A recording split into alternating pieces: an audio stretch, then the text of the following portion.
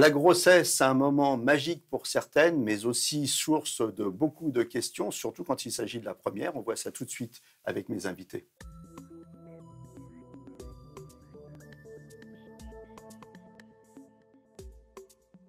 Alors avec moi sur le plateau, le docteur Odile Bagot. Odile Bagot, vous êtes gynécologue obstétricienne à Strasbourg. Vous êtes aussi auteur de plusieurs ouvrages, dont celui-là, par exemple, Vagin, on vous dit tout. Et avec moi aussi sur le plateau, Michel Bachelard. Vous êtes sage-femme libérale à Nogent-sur-Marne, pardon. Vous êtes acupunctrice et vous êtes également consultante en lactation.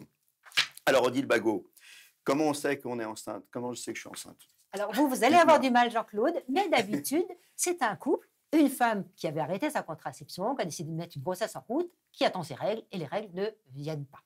Maintenant, on a aussi des grossesses surprises, on peut avoir oublié sa pilule, on pense avoir fait attention, ou parfois avec un stérilet ou cuivre. Attention, si les règles ne sont pas là, on fait quand même un test de grossesse. Un test de grossesse urinaire en pharmacie, ça suffit amplement. S'il est positif, il n'y a pas d'autre diagnostic. Il est juste un tout petit peu moins précoce que le test sanguin, mais ça ne sert à rien, comme le demandent souvent les femmes, de demander une confirmation sanguine du test urinaire. Dans les symptômes avant le retard de règles, certaines femmes qui ont déjà été enceintes savent que tiens, je ne suis pas comme d'habitude, je laisse ça un petit peu tendu. Mais c'est tout ce qu'on a comme symptômes. Voilà. Quand on connaît bien son corps, on repère tout ça. Comment on calcule le terme de la grossesse? Ah, ça c'est vraiment intéressant parce qu'il y a souvent beaucoup de débats. Parce que le reste, c'était pas intéressant. Non, mais ça c'est intéressant parce qu'il y a du débat. Il y a du débat. Ouais, c'était pas intéressant. Voilà.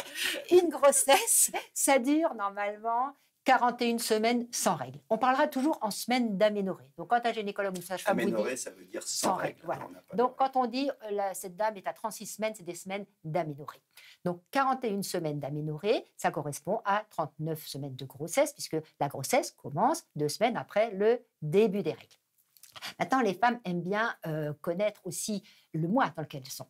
Alors, pour savoir dans quel mois on est, on va compter en marche arrière. Le 9e mois termine tel jour. Et donc, c'est toujours le même jour qui correspondra au jour de début de grossesse qu'on a mis sur la déclaration, qui fera la frontière de mois en mois. L'autre chose qui est importante de savoir, c'est qu'un bébé, il est à terme entre 37 et 42 semaines sans règles. Ce n'est pas juste le jour qu'on a donné. Le jour qu'on a donné, c'est une moyenne 41, le 3/4 des femmes a accouché à ce moment-là. Donc, il est mûr à partir de 37 semaines d'aménorrhée et au-delà de 42 semaines, c'est la date de péremption. Il ne faut pas qu'il y ait de bébé qui reste à l'intérieur après 42 semaines parce qu'on a des risques pour lui. Michel, on doit se faire suivre par une sage-femme tout au long de la grossesse. Alors, on dit suivre ou accompagner. C'est pas tout à fait la même chose. Hein. Alors, effectivement, c'est complémentaire. Donc, il faut être accompagné donc, par une sage-femme ou par un gynécologue. L'important est d'effectuer un suivi médical mensuellement, c'est-à-dire qu'on va avoir un rendez-vous tous les mois. Effectivement, soit on va être suivi à la maternité, mais ce n'est pas toujours possible. Et dans ces cas-là, on peut être suivi en ville avec un gynécologue obstétricien, si c'est celui qui fait notre suivi habituel, ou avec une sage-femme lorsqu'on est dans le cadre d'une grossesse physiologique. On est parti. Je suis enceinte.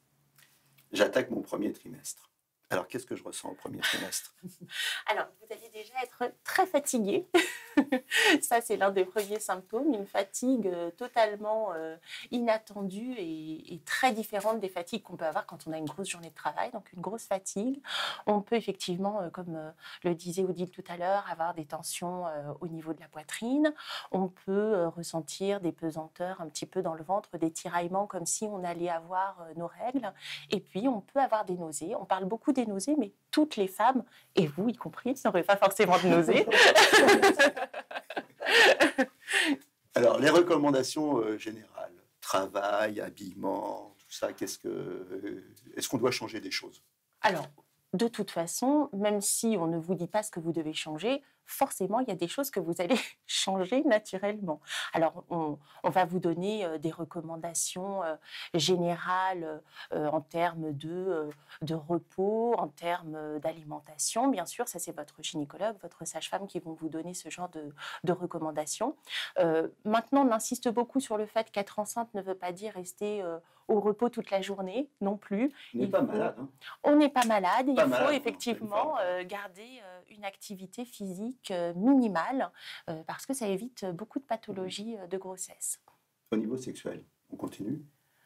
Alors, si tout va bien, si le cas dans la grande majorité des cas, et si on en a envie, on continue. On peut en général avoir une petite parenthèse au premier trimestre où, du fait de la fatigue, des nausées, les seins un peu sensibles, c'est pas toujours un moment où la libido est au beau fixe. Mais ça peut se rattraper au deuxième trimestre, voire plus que d'habitude. D'accord. Donc, à suivre. À suivre. Non, mais c'est important ce que vous avez dit. Par contre, vous avez dit, et si on en a envie? Ça, c'est la clé. Hein. Si on en a envie. Hein. Ça, c'est important. Est-ce qu'il y a des recommandations alimentaires? Oui, oui, bien sûr, on va vous en donner une sacrée liste et c'est vrai que souvent, pour les femmes, la grossesse est significative de certaines restrictions obligatoires, notamment on ne peut plus manger n'importe quel fromage, on doit faire attention à lire les étiquettes sur le lait pasteurisé, on ne peut pas manger si on n'a pas eu la toxoplasmose notamment, il faut bien faire cuire sa viande, on ne va pas manger de poisson cru, il y a vraiment beaucoup de choses qu'on ne peut plus se permettre. Du suivi. D'où l'importance du suivi. Et alors, suivi. les perturbateurs endocriniens, vous avez écrit un bouquin là-dessus, Odile Bagot, perturbateurs endocriniens. On en parle beaucoup. Il faut faire attention quand on est enceinte aux perturbateurs endocriniens. Absolument. On a les fameux 1000 jours qui sont des jours essentiels. Ça concerne la grossesse et les 2 premières années du bébé. Parce que les perturbateurs endocriniens, qui sont des substances qu'on va trouver en toute petite dose, hein, mais à certains moments du développement, particulièrement du fœtus ou de l'enfant en bas âge, vont pouvoir être la cause d'un certain nombre d'anomalies. Et on les voit, elles sont grandissantes. Les anomalies du tractus génital du petit garçon, hein, ce qu'on appelle les cryptorchidis, les testicules qui ne sont pas descendus, mais après les pubertés précoces. Enfin, il y a beaucoup de pathologies de cet ordre-là. Et les pathologies aussi neurologiques, hein, autisme, troubles de l'attention, qui sont en lien, en moins en partie, avec les perturbateurs. Qu'est-ce qu'on va proposer aux femmes? Déjà, vous allez faire votre conversion bio dans la mesure du possible pour l'alimentation. C'est la première chose à faire. Pour les cosmétiques, tout ce qui va être volatile, le vernis, les lacs et tout ça, les parfums, attention, ça va pénétrer. Ce qu'on va mettre sur une grande surface de peau aussi, attention, ça peut pénétrer aussi. Attention aussi aux nouveaux équipements, les nouvelles voitures, la chambre qu'on a refaite. Là aussi, il y a des perturbateurs. Donc, faites-le le plus tôt possible et aérez bien tout ça. On l'oublie parfois. Changez vos contenants plastiques contre des contenants en verre et on peut rajouter des vitamines. On donnera, de toute façon, en début de grossesse, le fameux acide folique. L'acide folique est recommandé pour toutes les femmes pour diminuer un certain nombre de malformations. Il va agir au niveau de ce qu'on appelle la méthylation. Il va concurrencer les perturbateurs endocriniens. Rajoutons aussi de l'iode et du sélénium qui vont pouvoir un petit peu atténuer l'effet de ces perturbateurs. Donc, il y en a des choses à faire hein, quand on est enceinte. Hein. Voilà. Alors, ce qu'il faut aussi faire, c'est s'inscrire à la maternité. Oui. Alors, quand? À partir de quand? Alors, tout dépend un petit peu de l'endroit où on veut accoucher. Si, en tout cas pour ce qui est le cas de la région parisienne, dans ce qu'on appelle la maternité de secteur, c'est-à-dire la maternité correspondant à votre lieu d'habitation, on peut s'inscrire durant le premier trimestre de la grossesse, voire parfois un petit peu plus tard. Maintenant, si on décide d'accoucher dans une maternité qui n'est pas sur notre secteur ou une maternité qui a une étiquette particulière, donc je pense notamment aux maternités telles que les Bluets, les Lilas, qui sont assez connus pour des accouchements dans l'eau, ce genre de choses-là. Là, il faut s'y prendre au test urinaire. Alors, on en est qu'au début, il faut qu'on fonce là, parce qu'on en est qu'au premier trimestre. Le premier rendez-vous avec la gynéco, qu'est-ce qu'elle nous dit? Alors, déjà, qu'est-ce qu'il nous dit? D'abord, poser des questions pour l'état général de la patiente, parce qu'il y a des pathologies qu'il faut accompagner. On va examiner le poids, la tension, le col, parce qu'on va les suivre tout au long de la grossesse. On va prescrire des examens. Obligatoirement, le groupe sanguin, les anticorps irréguliers, la toxo, la rubéole, sida, syphilis, hépatite B. Ça, c'est des examens obligatoires. Maintenant, au cas par cas, on peut demander une sérologie du CMV, le cytomégalovirus, pour les femmes qui travaillent, par exemple, dans la petite enfance ou les enseignantes. On peut demander un dosage thyroïdien, parce que là, il peut y avoir aussi des anomalies.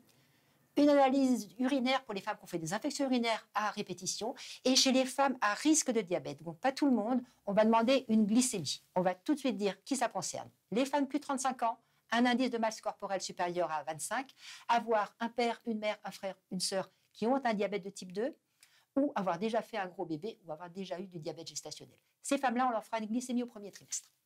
arrive la première échographie. Alors, la première échographie, émotionnellement, c'est super important. Il y a papa, il y a maman, on fait l'échographie, on prend la photo. Mais bon, au niveau médical, qu'est-ce qu'on recherche? Alors déjà, ça nous permet de confirmer l'âge de la grossesse.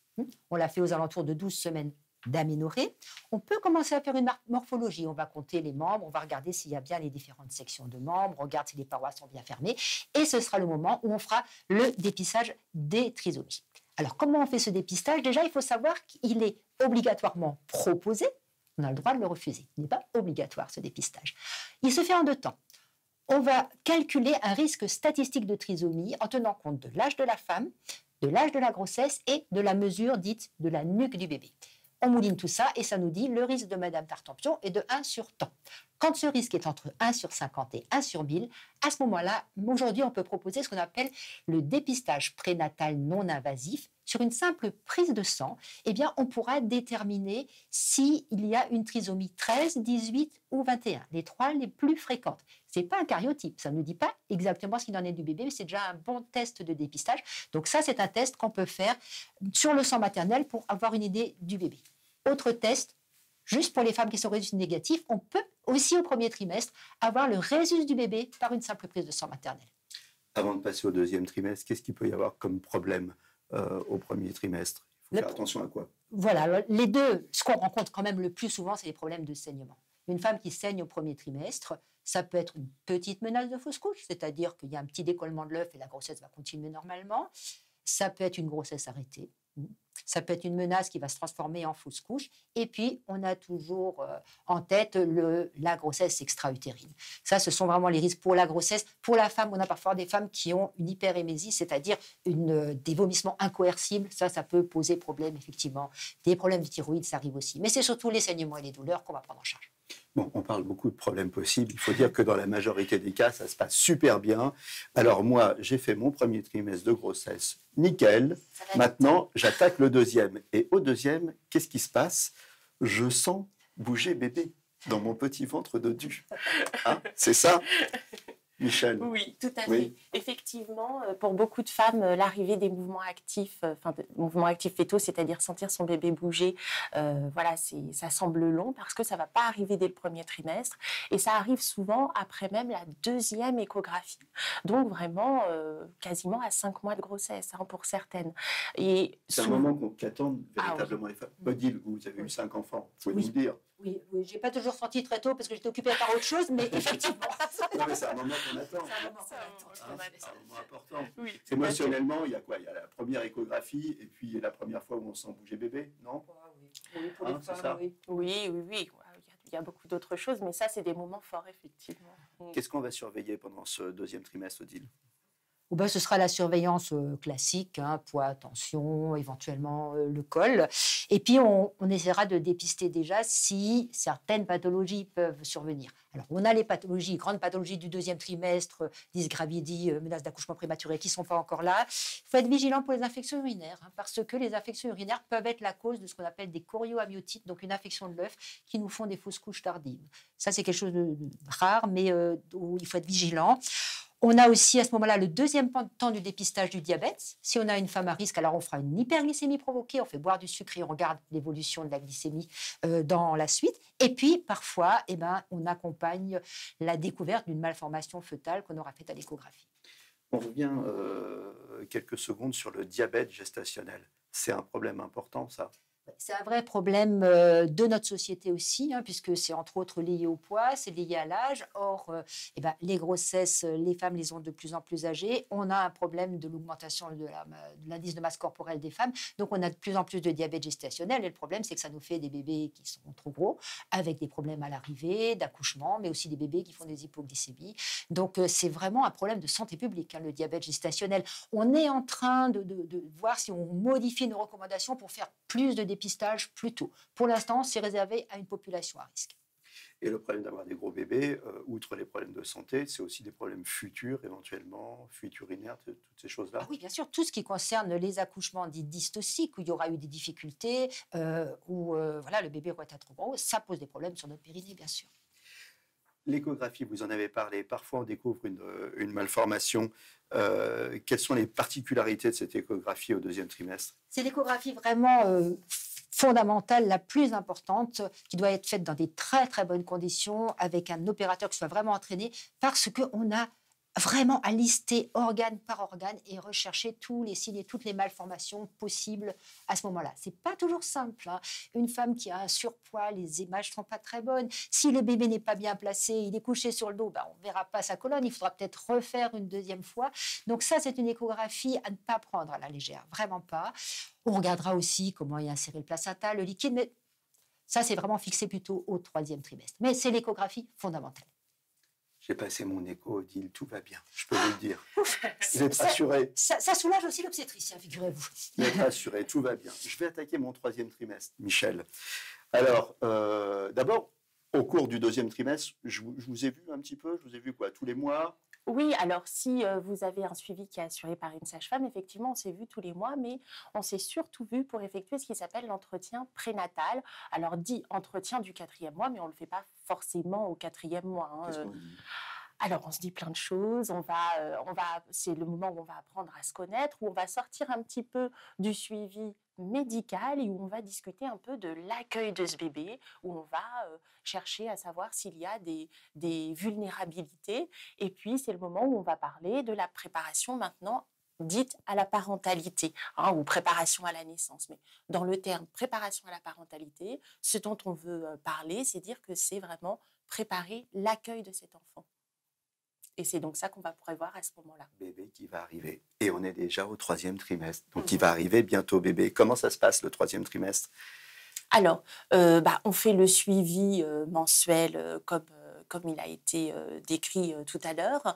Et puis, c'est effectivement le moment où on va pouvoir caler ces séances de préparation à la naissance pour pouvoir anticiper comment va se passer l'accouchement, pour pouvoir... Alors, au niveau de maman, je commence à être Oui. plus grosse que je suis encore maintenant. Oui. Je commence à être un peu grosse. Est-ce que j'ai mal au dos? Comment ça se passe, tout ça? Oui, c'est souvent un moment où on va parler plus particulièrement de tous les petits maux de la grossesse. Donc, effectivement, des maux de dos, on peut avoir un peu de constipation, on peut avoir les jambes qui gonflent, on peut avoir pas mal de petites choses un peu gênantes qui peuvent passer en ayant, comme on le disait tout à l'heure, un peu d'activité physique. On peut aussi faire attention à ces recommandations alimentaires, bien boire. C'est le moment où on va être plus à l'écoute de son corps qui se transforme. On a des petites contractions aussi parfois, non? Ça peut arriver, effectivement, vraiment arriver sur la fin de la grossesse. On peut avoir des petites contractions qui sont liées à l'augmentation du volume de l'utérus. Alors, Michel, vous m'avez dit au 1er trimestre, j'ai pas trop envie, hein, sexuellement, c'est pas. Mais après, ça va se déchaîner. C'est au 3e trimestre que ça se déchaîne. Dites-moi tout. J'ai dit qu'effectivement, ça pouvait être le cas au 2e trimestre, au 3e trimestre aussi. Mais bon, là, le bébé, on parlait quand on a commencé à le sentir bouger au 5e mois. Là, il fait complètement partie de la femme. On le sent beaucoup, donc ça peut être un petit peu gênant. Ça peut être gênant, mais alors par contre, c'est pas du tout dangereux. On est bien d'accord. On S'il y peut a faire pas de l'amour au pathologie, 3e oui. trimestre. Il faut être un peu inventif, mais c'est pas dangereux si on n'a pas de pathologie, pas de contraction, pas de saignement. Il y a encore une écho au 3e trimestre? Oui, alors l'échographie du 3e trimestre, on refera un petit tour de morphologie, vérifier si tout va bien, mais c'est essentiellement une échographie pour évaluer la croissance du bébé. Hein, voir s'il n'est ni trop gros, ni trop petit, voir si la quantité de liquide est bonne, commencer à évaluer la qualité et la position du placenta. Le 3e trimestre, c'est quand même celui qui est le plus à risque, on va dire.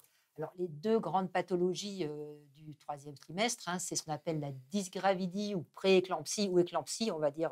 Ça commence après la dysgravidie, c'est l'hypertension associée à l'œdème et à la protéinurie. Hein, c'est pour ça qu'on regarde les urines tous les mois chez les femmes enceintes. Et puis, quand ça devient plus grave, eh bien, ça peut aller jusqu'à la grande éclampsie, qu'on ne devrait plus voir aujourd'hui parce qu'on fait tout pour arriver avant. La grande éclampsie, c'était une catastrophe maternelle et fœtale avec des convulsions, etc. Donc vraiment, l'attention est à surveiller à ce moment-là. Et puis, on a les menaces d'accouchement prématuré. La femme qui a des contractions, le col qui se modifie. Là aussi, il faudra savoir mettre au repos, traiter, hospitaliser si besoin. Quelque chose qu'on connaît un peu moins, c'est le prurit gestationnel et ce qu'on appelle la cholestase gravidique. Fin de grossesse, des femmes commencent à avoir des démangeaisons et on a des perturbations hépatiques. Et ça, c'est à surveiller de près, voire à déclencher, puisqu'on augmente les risques de souffrance fœtale et de mort fœtale in utero. Donc voilà pour les grosses pathologies, si j'en oublie pas, Michel, du 3e trimestre. Ouais, je pense qu'on a fait le tour, Voilà. On a fait le tour.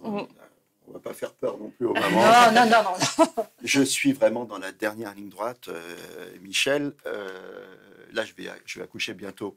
Alors, comment se fait la surveillance, justement, dans les derniers jours? Dans la dernière ligne droite, on va se voir un petit peu plus souvent. Parfois, on peut se voir une fois par semaine sur les 2 dernières semaines, 3 dernières semaines. Ça dépend de comment s'est passée la grossesse. Et puis, à partir du moment où on a atteint le jour du terme, là, on va se voir déjà ce jour-là. Et puis, les jours qui suivent, quasiment tous les jours ou un jour sur 2. Et on va faire une surveillance un peu plus poussée. Et notamment, on va enregistrer le cœur de votre bébé, c'est-à-dire effectuer un monitoring, examiner le col, voir la tension, faire aussi des échographies pour s'assurer qu'il y a suffisamment de liquide. Et puis, pourquoi pas aussi, on peut avoir à faire un toucher vaginal puisqu'on se rapproche de la fin et savoir si ce bébé, comme le disait Odile tout à l'heure, ne vient pas tout seul, s'assurer de voir de quelle façon on pourrait l'inviter à sortir. Alors, la plupart des mamans vont accoucher naturellement, mais dans certains cas, on est obligé de déclencher l'accouchement. Dans quel cas, justement? Alors, il y a des indications maternelles.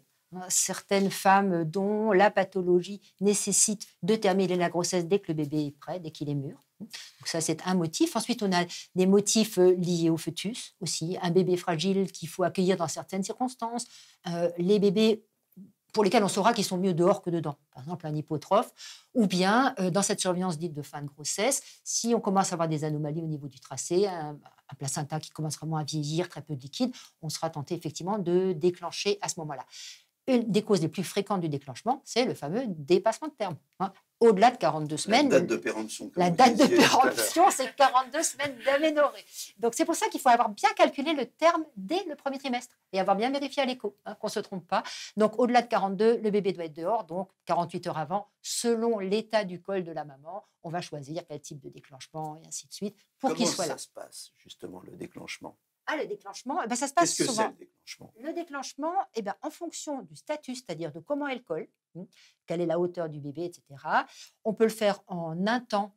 Si le col est mûr, comme on dit, il est prêt, il est déjà ouvert, il est ramolli, il n'est plus qu'un gros bourrelet. Ça s'appelle quasiment un petit coup de pouce. On donne les contractions et hop, le travail s'enchaîne comme ça. Comment vous les donnez, les contractions? Avec de l'ocytocine. Cette hormone dite de l'attachement, entre autres, très intéressante dans d'autres domaines aussi. Et si le col n'est pas mûr, à ce moment-là, on va maturer ce col, en général avec ce qu'on appelle des prostaglandines qui vont permettre au col de se raccourcir. Et parfois, le travail peut se mettre en route tout seul, ou alors, une fois qu'il est mûr, on met l'ocytocine et c'est parti. Michel, les mamans, elles sont un peu angoissées quand on leur dit on va vous déclencher votre accouchement parce qu'elles se disent oh là, si on me le déclenche, ça veut dire que c'est pas naturel, que ça se passe pas bien, non? Oui, elles peuvent être un petit peu angoissées, mais tout comme elles sont un petit peu angoissées à l'idée d'accoucher déjà de toute façon. Mais on les prépare, on leur explique, et puis si on fait un déclenchement, c'est que c'est la meilleure solution pour elles et pour leur bébé. Et donc, même si c'est un petit peu stressant de se dire qu'on provoque les choses, on sait que c'est ce qu'il y a de mieux à faire. Oui, c'est quelque chose que nous, les hommes, on ne peut pas comprendre, mais c'est stressant. Un premier accouchement. On ne sait pas comment ça va se passer. On a entendu qu'on allait souffrir, que ça allait faire mal. Donc l'information et le dialogue, surtout avec une gynéco-femme qui elle-même a déjà accouché ou une sage-femme, c'est important pour les femmes, non? Ça les met en confiance quand c'est le premier accouchement. Oui, être accompagné par un professionnel, c'est justement l'idée, c'est de les pas mettre que en un professionnel, confiance. un professionnel femme aussi, oui, elle sait de quoi elle parle, oui. elle l'a vécu. Oui, bien sûr. Mais bon, même si on ne l'a pas vécu, on peut quand même bien accompagner une femme, comme vous disiez tout à l'heure. Bon, mais et papa dans tout ça? Parce que oui. là, on a passé 24 minutes ensemble, il nous reste 2 minutes. On a passé 24 minutes ensemble. À aucun moment, on a parlé de nous, les hommes. Nous. Alors, il y a des papas qui viennent, qui accompagnent la maman. Je pense à la préparation à l'accouchement ou aux consultations. Il y a des papas qui sont plus en retrait. Moi, je pense qu'il faut vraiment respecter son espace. Il y a des papas qui n'ont pas envie d'être là à l'accouchement. Et parfois, il y a une pression un peu sociale où il se dit je vais y aller parce qu'on m'oblige, entre guillemets, y aller. L'accouchement, ça s'est beaucoup passé entre femmes aussi. Pourquoi pas y aller avec sa mère, sa sœur ou sa meilleure copine? Je pense qu'il faut laisser vraiment l'ouverture et la possibilité de choisir. Déjà l'accouchement, mais pendant la grossesse, papa, il est... Il a sa place, non? Il est très présent, hein, vraiment. Les pères sont très souvent là. Aux échographies, ils accompagnent énormément.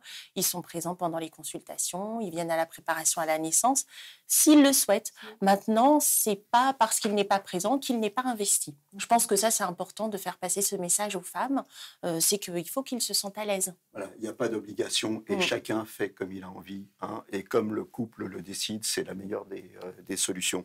Voilà, bah écoutez, moi je vous remercie beaucoup de toutes ces informations. Il faut quand même rassurer les femmes. Dans la majorité des cas, ça se passe naturellement, ça se passe bien. Hein. Absolument. Voilà. Bon, bah écoutez, je vous remercie toutes les deux d'être venues sur le plateau. Je vais rappeler, Odile Bagot, vous êtes gynécologue obstétricienne, vos nombreux ouvrages, Vagin et compagnie, on vous dit tout. La ménopause, bon, là, c'est pour beaucoup plus tard, pas de panique.